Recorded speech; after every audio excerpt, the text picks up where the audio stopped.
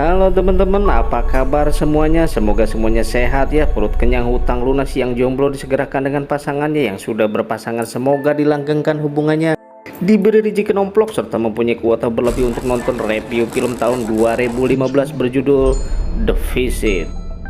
Film ini menceritakan dua bocil yang sedang liburan ke rumah kakek neneknya, tapi siapa sangka terjadi kengerian-kengerian di rumah mereka, dan ternyata sudahlah, tanpa babi bu dan bla bla bla, kita ikuti alur ceritanya. Tapi sebelumnya, yang suka dengan channel ini tolong sisihkan jemarinya untuk tekan tombol subscribe dan nyalakan loncengnya untuk mendapatkan info terbaru dari Calawa. Di awal film kita diperlihatkan dengan perempuan bernama Loretta yang menjadi seorang ibu dari dua orang anak. Pada hari itu Loretta mengajak kedua anaknya untuk liburan ke rumah kakek neneknya, di mana dia belum pernah ketemu lagi sama orang tuanya selama 15 tahun. Sekalinya komunikasi, Loretta malah ingin menitipkan anaknya yang bernama Becca dan Tyler. Sementara dia akan pergi liburan bersama pacarnya. Becca dan Tyler rencananya akan menginap di rumah kakek neneknya tersebut selama 5 hari. Dengan kata lain, Loretta ini adalah seorang janda yang ditinggalkan oleh suaminya. Singkat cerita, berangkatlah mereka menuju rumah kakek dan neneknya. Sampai tiba di sebuah stasiun, disambutlah mereka dengan kakek neneknya, di mana pertemuan pertama mereka tentu saja sesuatu yang menggembirakan. Apalagi ini kali pertama bagi Becca dan Taylor untuk melihat wajah kakek neneknya yang membuat mereka penasaran selama ini. Sesampainya di rumah, Becca sibuk merekam aktivitas bersama Taylor menggunakan kamera. Ya, pemandangan yang lumrah layaknya sebuah keluarga yang normal-normal saja dan bahagia ketika dipertemukan kembali. Di sisi lain, si nenek sangat senang dengan kehadiran mereka yang tidak pernah ia lihat sebelumnya. Sedangkan untuk tempat tidurnya, mereka sudah menyiapkan tempat tidur untuk Becca dan Taylor, di mana tempat itu adalah kamar yang biasa dipakai oleh Loretta semasa kecilnya. Sampai sejauh ini semuanya terlihat normal-normal saja dan tidak ada yang mencurigakan sama sekali, baik di dalam maupun di luar rumah. Becca dan Taylor diberi kebebasan untuk bermain. Rasa penasaran dialami Taylor ketika melihat kakeknya pergi ke kandang ternak. Saat malam tiba, si kakek masuk ke kamar mereka untuk memberitahu beberapa hal, di mana di dalam rumah itu mereka harus mentaati beberapa peraturan.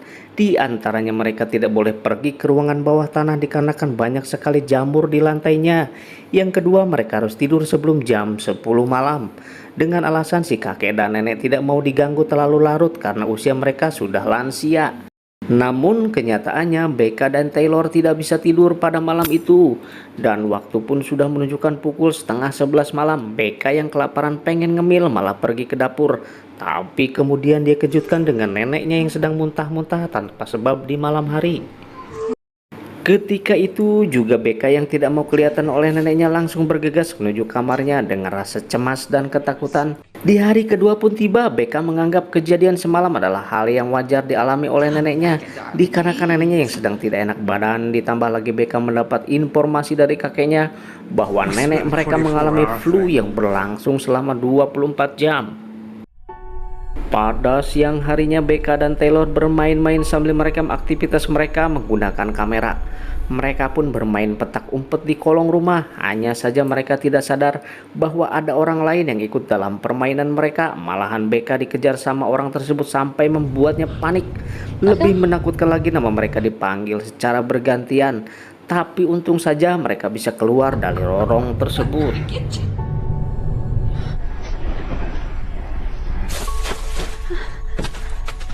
Betapa kagetnya Becca dan Taylor ketika menyadari bahwa orang tersebut adalah nenek mereka sendiri. Beberapa saat kemudian mereka didatangi oleh seorang dokter bernama Sam. Si dokter berkata bahwa ia bekerja di rumah sakit bernama Mametoset, yang dimana kakek nenek itu menjadi relawan di rumah sakit tersebut. Dokter itu sengaja datang ke rumah untuk menanyakan kabar kakek nenek mereka yang tidak datang pada acara amal hari kemarin. Tapi kakek nenek itu sedang tidak di rumah dan keluar berjalan kaki. Scene beralih ke Taylor yang hendak melakukan vlog di kandang milik si kakek. Saat semuanya sudah aman, ia masuk ke kandang tersebut dan ingin tahu hewan apa yang kakeknya ternak. Namun ternyata dia menemukan popok orang tua yang sudah ditimbun entah berapa lama. Suatu waktu mereka diajak kakek mereka ke suatu sekolah yang menjadi sekolah ibu mereka semasa remaja. Dan seperti biasa, BK langsung merekam video dokumentasi liburannya yang nantinya akan diperlihatkan ke ibunya apabila mereka sudah kembali ke kota. Belum saja beberapa menit, si kakek tiba-tiba saja berkata bahwa ada seseorang yang mengawasi mereka. Saat itu juga orang yang berada di seberang jalan langsung dihampiri dan tiba-tiba saja diserang oleh si kakek. Hanya saja kemudian si kakek merasa malu setelah mengetahui bahwa orang tersebut adalah warga biasa yang tidak ada hubungannya dengan BK dan Tyler. Pada malam itu, BK dan Taylor mendengar suara yang begitu berisik dan juga keras dari luar kamar. Padahal waktu sudah menunjukkan jam 11 malam yang seharusnya kakek dan nenek mereka sudah tidur. Saat pintu dibuka, ternyata orang tersebut adalah nenek mereka yang sedang menggaruk-garuk tembok dalam keadaan telanjang. Di hari ketiga, BK dan Taylor makan sarapan yang sudah disiapkan oleh si nenek. Namun si nenek berkata ada kejadian tadi pagi saat ia sedang membuat kue yang dimana sebagian adonannya tumpah dan mengenai laptop mereka. Alhasil saat BK dan Taylor sedang video call bersama Loretta, wajah mereka tidak terlihat sama sekali.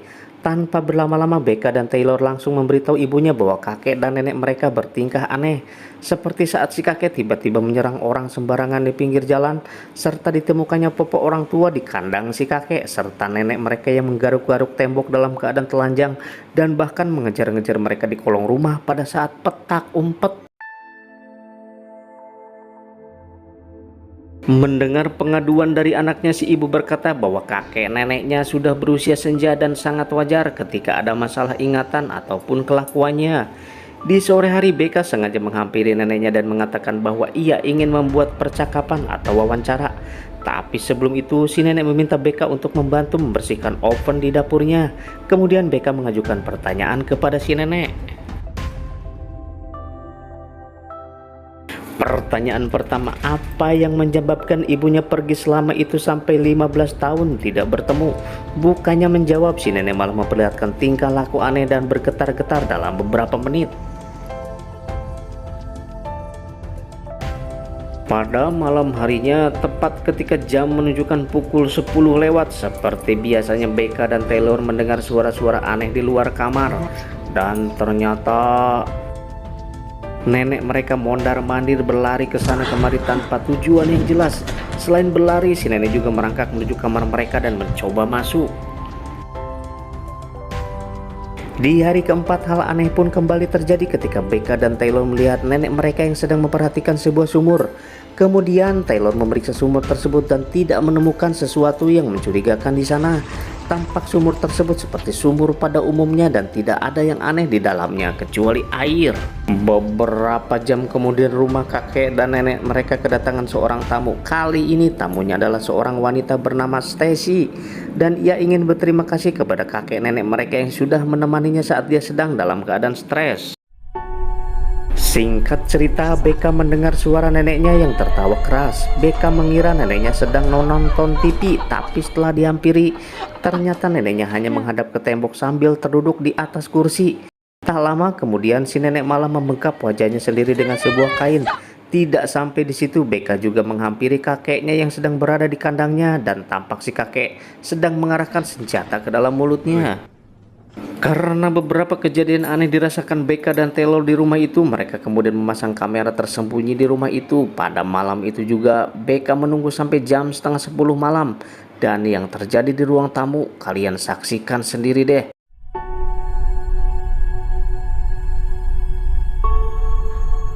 Malam-malam begini, si nenek menyiapkan piring di meja makan dan juga menggebrak-gebrak pintu tanpa alasan yang jelas.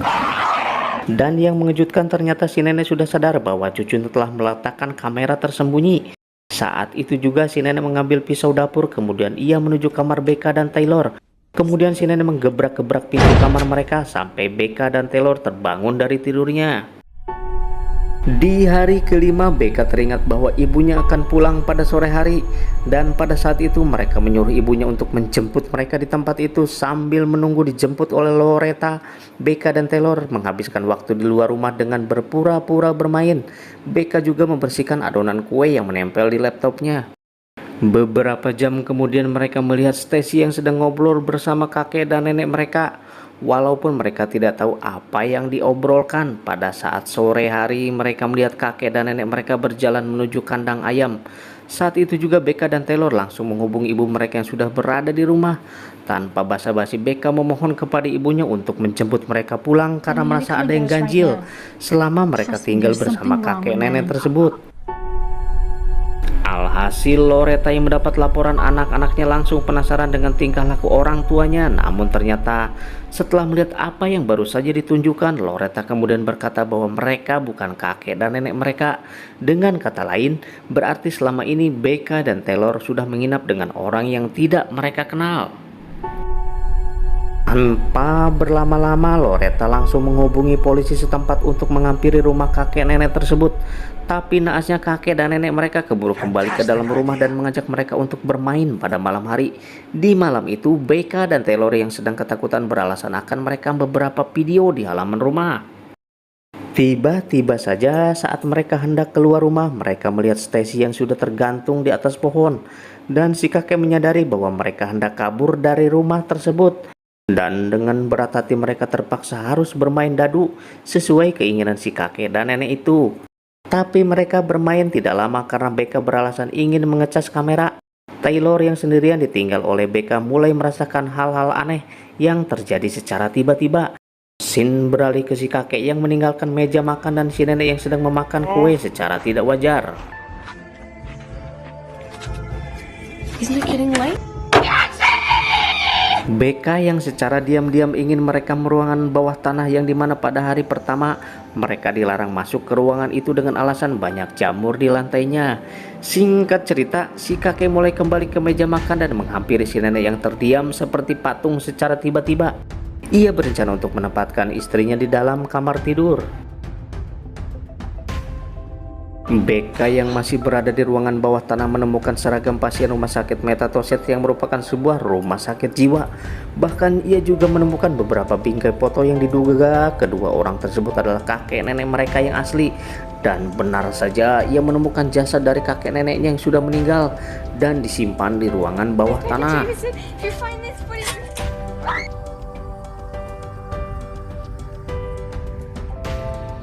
Tiba-tiba saja si kakek sudah menyadari keberadaan Becca di ruangan bawah tanah itu.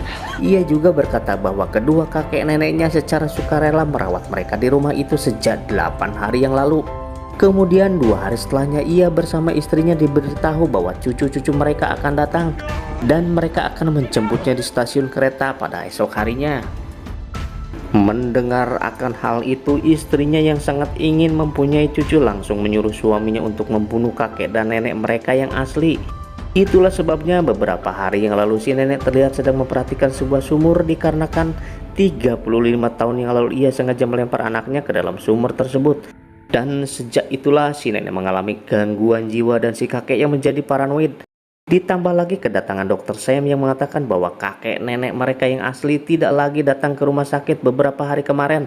Yang tentu saja dikarenakan di hari sebelumnya mereka sudah tewas dibunuh oleh kedua orang tersebut.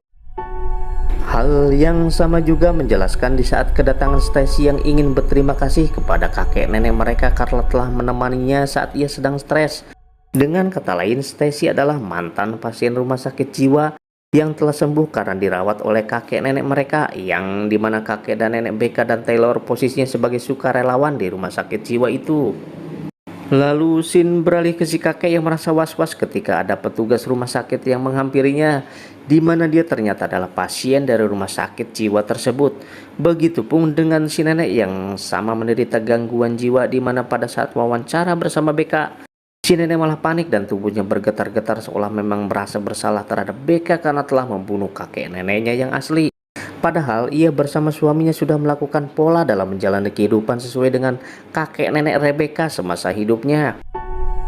Scene beralih ke Becca yang diseret ke lantai 2 dan dikunci di dalam kamar, sedangkan Taylor yang berada di dapur sudah mendapatkan luka lebam di dahinya setelah mendapatkan perlakuan dari si kakek. Bahkan popok yang berisi itu sempat-sempatnya ditempelkan ke wajah Taylor.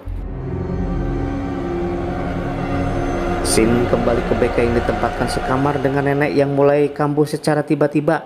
Akan tetapi cermin di kamar itu langsung pecah ketika kepala BK dibenturkan ke cermin itu. Lantas kemudian BK menunjukkan potongan kaca ke si nenek sampai tewas seketika. Saat itu juga ia kemudian menghancurkan kunci pintu untuk menyelamatkan adiknya yang sedang terancam.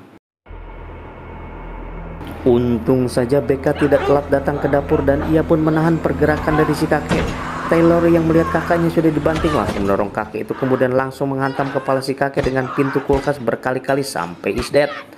Tak lama kemudian suara sirine dari polisi di luar rumah pun datang bersama Loretta.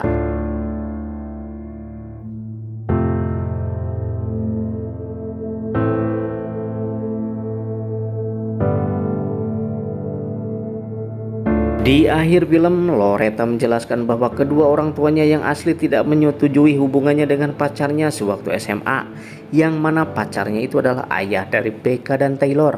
Makanya Loretta memutuskan untuk kabur dari rumah itu dan tidak berkabar sama orang tuanya selama 15 tahun.